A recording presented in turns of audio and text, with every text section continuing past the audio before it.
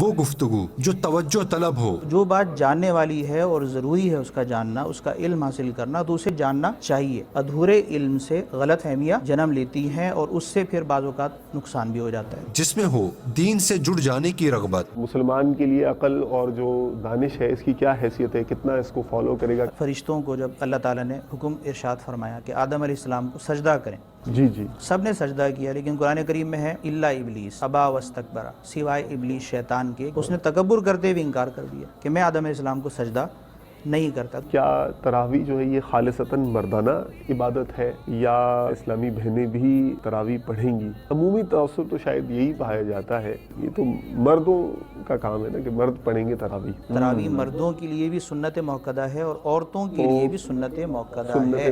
میں مسلمان ہوں، رمضان کی دولت مجھے ملی، میں سے کیا حاصل کروں، ریٹرن کیا ہے میرا؟ عبادت کرے، تمام آداب کی رعایت کے ساتھ کرے، ٹھیک ہے، سارے نیک کام کرنے کے بعد بھی اللہ تعالیٰ سے ڈرے اللہ کہ میری عبادت پتہ نہیں قبول ہوگی بھی یا نہیں ہوگی۔ دیکھیے سلسلہ علم و حکمت کی باتیں۔ رمضان